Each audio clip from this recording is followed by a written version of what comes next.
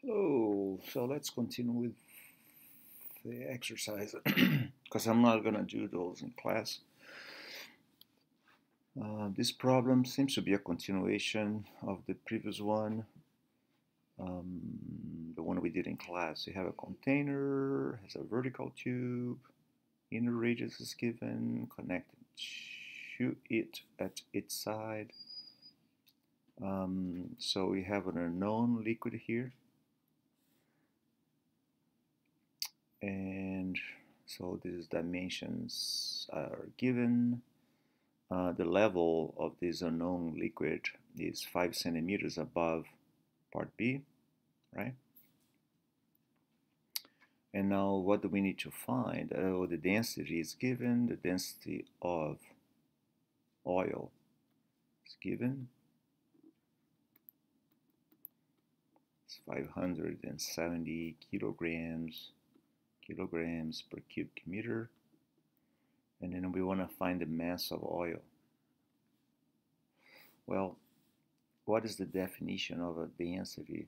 The density of oil is equal mass of oil divided by the volume this oil occupies. So the oil is, what is the oil? There you go. This is the oil. Kind of a petroleum black. So to find the mass of oil, since the density is given, we need to find the volume this oil is occupying. So what is the volume? The volume of oil is equal to the area by r squared, the radius of this tube, and the radius is given, right? Yes, right there. Times the height. Then we can have the problem solved. Pi times, we need to convert 24 millimeters to meter, times the height. This is in cubic meter here. The density is given. And then we can get the mass in kilograms. We have a 500 newtons weight. Tension, this is force. This is not mass. Kilograms is weight, right? So we have a downward force of 500 newtons on the small piston. And the area is given 2 square centimeters. So without thinking too much, you convert that to meter square. So that should be 2 times 10 to minus 4 square meters. The large piston has an area that is 40 centimeters square. Without thinking too much, convert that also to square meters. And then we want to solve for the force that you can exert that and equalize this force. Well, as we saw in class, the pressure here is equal to the pressure here, which means 500 newtons divided by A naught. This is pressure at point 0 and pressure at point 1 right here is equal to the unknown force divided by area 1. So when you make those two quantities equal to one another, so 500 Newton divided by 2 times 10 to minus 4 is equal to the unknown force divided by 40 times 10 to minus 4. 10 to minus 4. And then we can make simplifications as we always can. Then we can find F1 as being 10,000 newtons.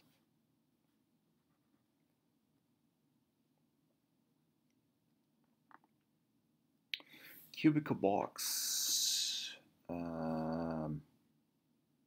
again, centimeters. Each side is 25, so the side, once converted to meters, that's what we got. Okay, so we have a cube like this, and the size of this cube is always 0.25 meters, and is immersed in a fluid. There you go. So this box is right there.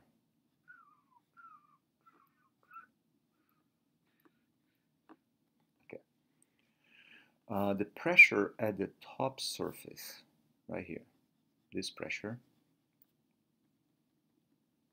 point P. So the pressure at point P is equal to 109.4. What this K stands for? Kilopascal. Kilo, 10 to the third thousand Pascal. And the pressure on the bottle is, so the pressure here at this part, bottom part, is given as 112 times 10 to the third Pascal. And we want to find the density of the fluid. How do we find the density? Well, the handy-dandy equation relating pressures at different heights. So PA is equal, remember that equation? PP plus rho GH. And that gives us some expression that includes the density of the fluid we don't know. And then you just plug the numbers. 112 times 10 to the third Pascal is equal 109.4 10 to the third Pascal plus, I'm going to write here on the bottom, the density which we want to find, rho G, which is 9.8, and height, which is, do I have a height? Oh yeah, look at this. The size of the box is given, right? So which means the height is also given. 9.25. Now we have one equation, one unknown. You should be able to do it. When a container of water is placed on a laboratory scale, okay, so we have a laboratory scale, right? And then you put a container of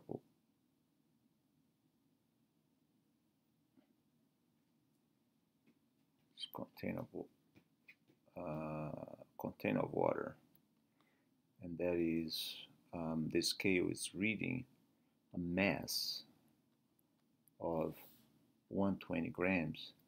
Look at the unit grams. Don't want that. We wanted this in kilograms. I understand the possible answers are given in grams. This is not G 9.8, it's grams, right? But we know we want to make sure we use International System Units, SI. Now a 20 grams piece of copper of density given, so we have our container there, right? And it has water in there.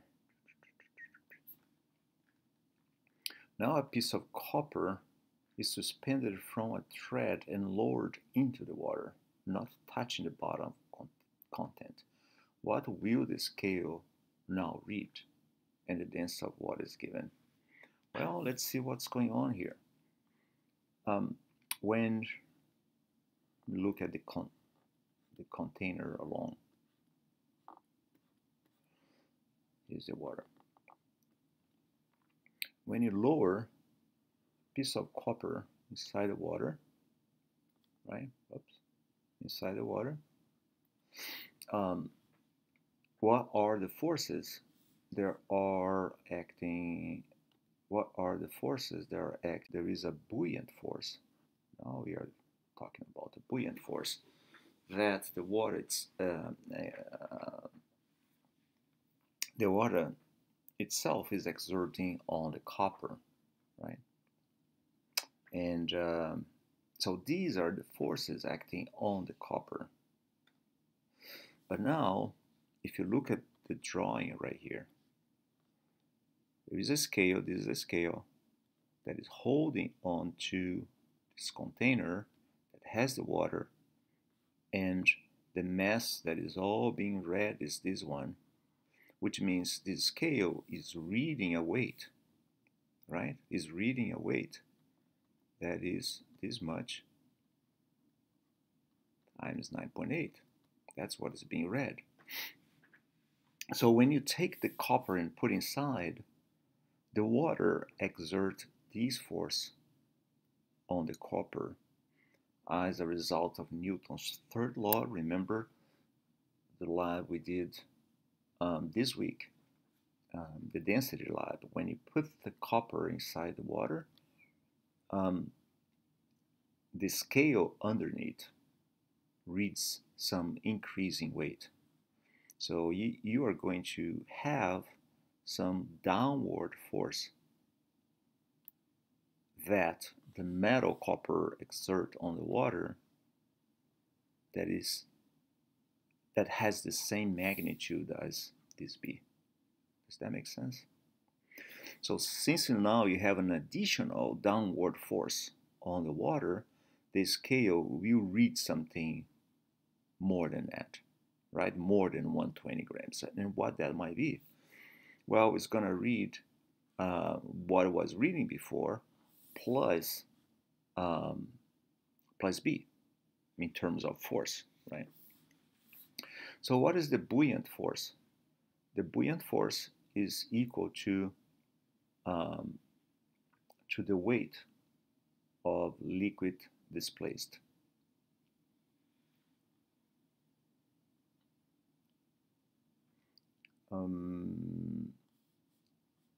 So if you look at this, so you have a copper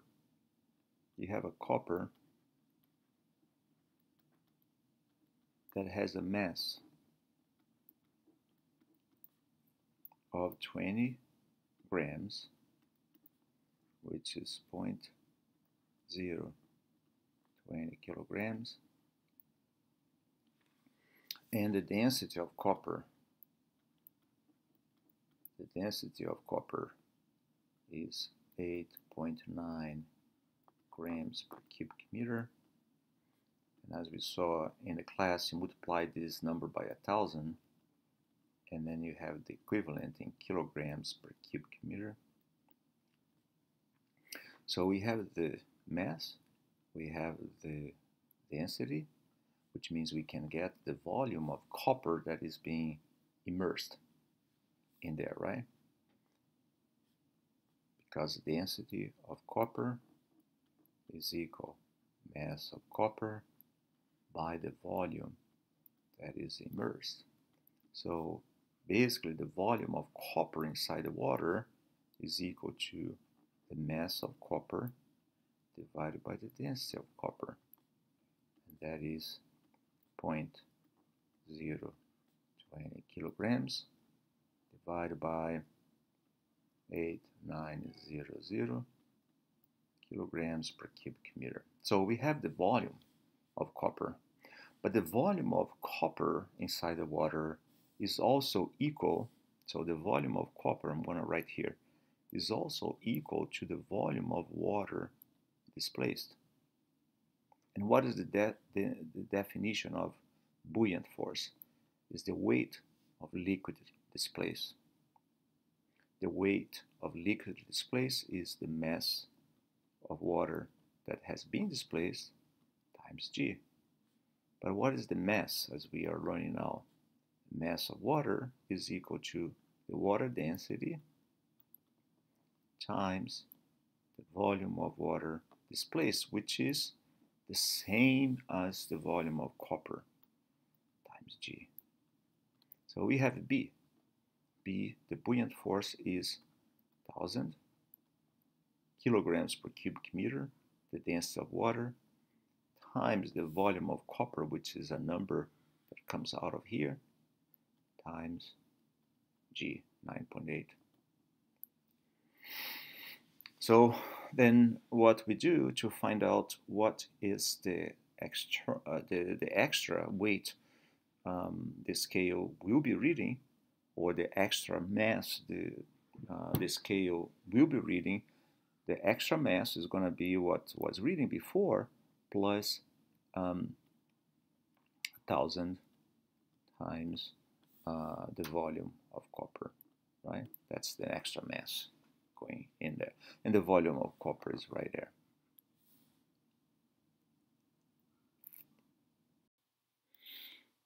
It's the second time that I'm trying to save this movie. I already worked down here and I tape it, but for some reason it's lost. So I will not do it again because I'm in a crunch of time. But the problem 18, you have a wooden block. The dimensions is given. And here you have to figure out the horizontal face that is immersed in the water is the one with bigger dimensions, 0.10 and 0.04 meters. And the height of this block is 0.02 meters, 2 centimeters. And then it is said the block is 165 centimeters below the water surface. So two things going on. If the block is in equilibrium, according to Newton's law, the weight of the block equals the buoyant force. Okay. By the way, it's always good to read the problem. We want to find the density of the wood. What is the density of the wood? Right. So the density of wood equal mass of wood times the volume of wood. So the mass of wood is given, right? I think. Oh no, it's not given. Probably it's going to be.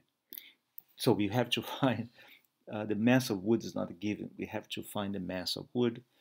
The volume of wood is the one given because the dimensions of it is given, right? 10, 4, and 2. So we have the volume. So to find the density, the only thing we need to find is the mass of wood. So how are we going to find the mass of wood? If you think about Newton's law, the buoyant force is equal to the weight. And then we have this relation here as the buoyant force is equal to the mass, the weight of liquid displaced. And this is the mass of liquid displaced times G. That's the mass of wood times G. Now, that buoyant force is equal to the weight of the wood, which is the density